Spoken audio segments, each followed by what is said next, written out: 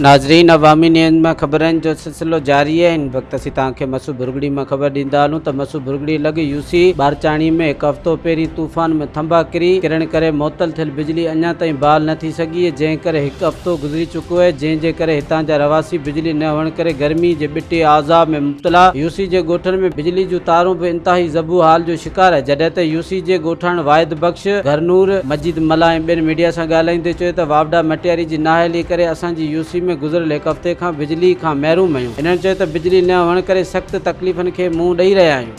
असां वटि हैदराबाद में आयो, हुन में ख़ासि तौर ते असांजी यूसी बारचाणी जा 30 ॻोठ जिन में लाइट जेका आहे सा थंभा किरियल आहिनि ऐं हिन में जेको सो वापडा वारा नथा अचनि, रेस्क्यू वारा।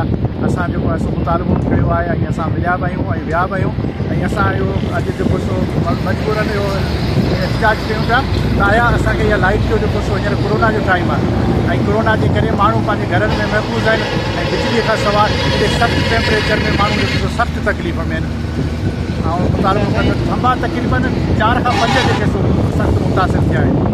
यार मोहम्मद कलोड़ो जिते असीं बीठा आहियूं ऐं लतीफ़ शाह ऐं हमू कोटा, हिते ई पॉइंट ते जेको सो वॾा वण हुआ, हिन तूफ़ानी बरसाति में जेको सो वण किरिया, वणनि जे किरण जे करे लाइट जो जेको सो नुक़सानु थियो आहे। मुसलसल असांजा माण्हू परेशान आहिनि ऐं असां जेको आहे सो अॼु बाक़ाइदे ठाराए सघंदा। जेको में तूफ़ान जेको आहे उन खां पोइ असां एसडीओ सां बि राब्तो कयो, उन सां मिलियासीं, उन पोइ असांखे रिस्पॉन्स कोन ॾिनो। तमामु घणी गर्मी आहे, यूसी बारचाणी जी सॼी आवाम परेशान आहे। असां इहो मुतालबो करियूं था चीफ वापडा जे तां, एसडीओ वापडा जे तां, मचारी तां, त असांखे जल्द खां जल्द बिजली बहाल कई वञे।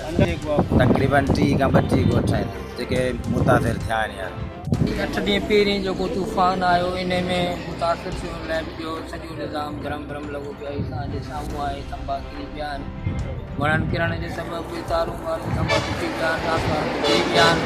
तक़रीबन हफ़्तो थी वियो आहे, केरु सार कोन थो रहे, न बुज़ुर्ग जे घर बिजली, न वापडा वारा ॿुधनि था, न हद वारा, केरु बि माना अचण लाइ तयारु कोन्हे को, केरु पुछण लाइ तयारु कोन्हे को। ईंदो आहे बहरहाल ग़रीब खे जे टाइम ते केरु ई कोन थो अचे। ऐं सॼी गर्मी तव्हां पाण ॾिसो था, छा शिदत आहे गर्मी जी। ग़रीब माण्हू आहिनि, गर्मी में परेशान आहिनि, बचा ॿार सना आहिनि। असीं कयूं था हद वारनि सां, वापडा वारनि सां, जेके बि आहिनि उन्हनि सां कयूं था त महिरबानी करे असांजी वार कई वञे। ॻोठ यार मोहम्मद कलोड़ो आहे, ॻोठ गुलवच्छलगिरी आहे, 20 ॻोठ मुतासिर आहिनि। पर असांजी वधि खां वधि अपील आहे त असांजी वार कई वञे।